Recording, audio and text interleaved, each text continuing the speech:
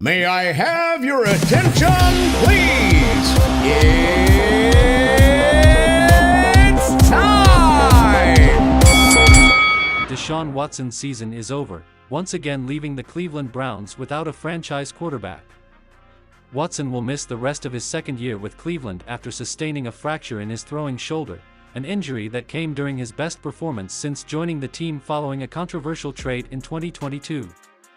"I'm still in disbelief," Watson said Wednesday. Watson will undergo surgery to repair the fracture in his right shoulder, which happened during Sunday's 33-31 win in Baltimore on an unspecified hit in the second quarter. The team said an MRI revealed a displaced fracture to the glenoid. The Browns, 6-3, must go forward without Watson, and coach Kevin Stefanski said rookie Dorian Thompson-Robinson will start Sunday against the Pittsburgh Steelers, 6-3.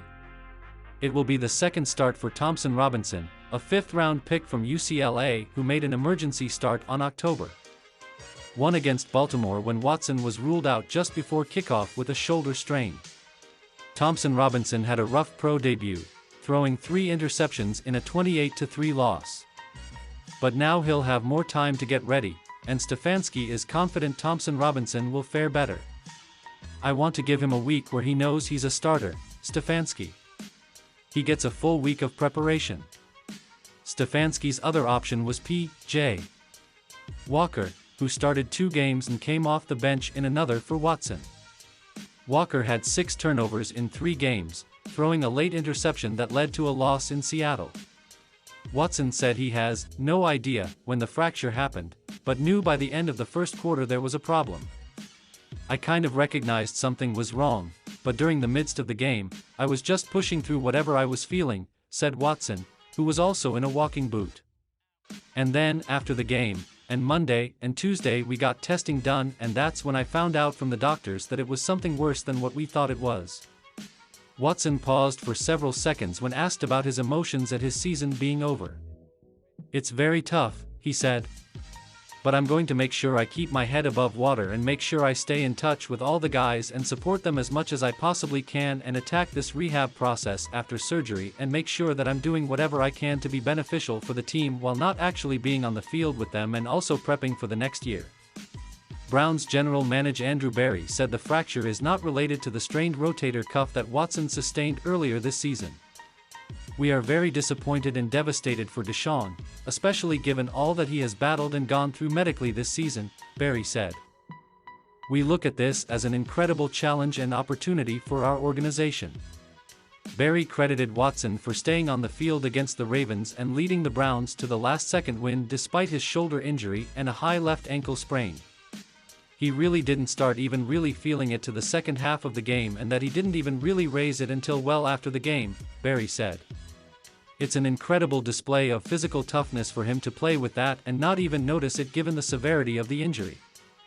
Watson will go on season-ending injured reserve, a devastating blow to the Browns, who are in the playoff race and invested $230 million into the 28-year-old whose arrival seemed to end their long search for an elite QB.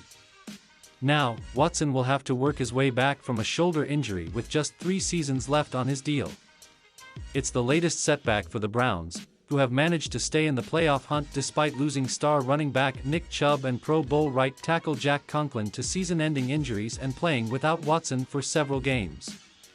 Berry said the team will add a third quarterback, but did not give any details.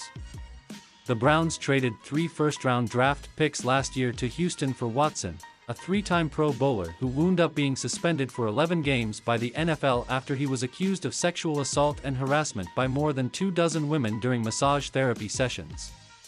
Watson, who has made just 12 of 26 possible starts since coming to Cleveland, twice twisted his left ankle Sunday but insisted on staying in. He completed 14 of 14 passes in the second half while leading the Browns to one of their biggest wins in years. Aaron Rodgers will have the final call on whether he plays again this season for the New York Jets, if and when he gets medical clearance. Coach Robert Saleh said Wednesday the team will defer to the 4-time NFL MVP, who's rehabilitating from a torn left Achilles tendon 4 snaps into his debut with the Jets on September 11.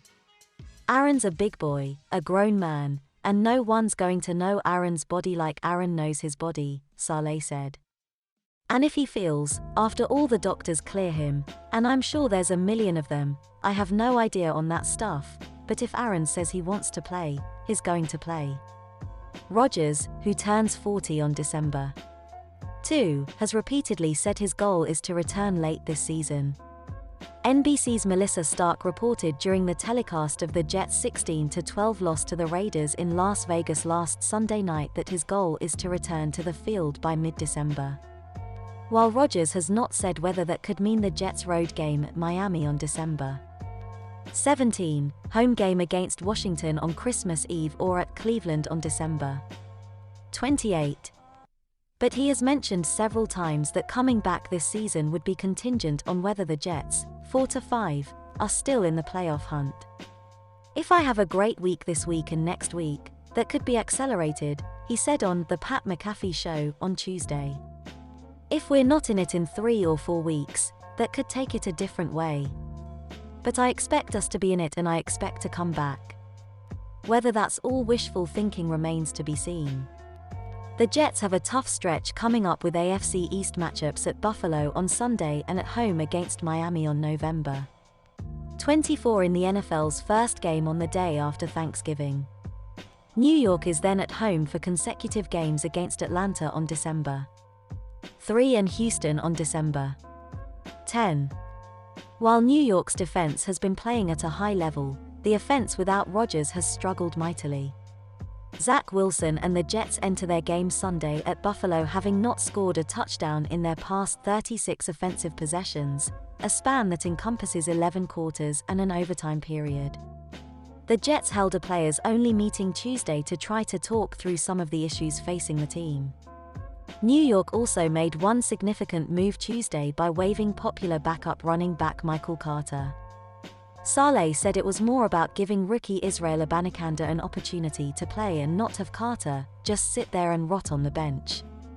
Saleh said other personnel changes will be made, but wouldn't divulge them. Either way, New York will need to make some drastic improvements on offense for the Jets to remain in contention for Rodgers to consider coming back. The pressure is to keep it afloat just to keep it afloat, Saleh said. You know, the pressure to go to the playoffs is always pressure. It's not for any one individual. It's not for any possibility. It's because we're competitors and we want to win football games. And I think Aaron's just icing on the cake.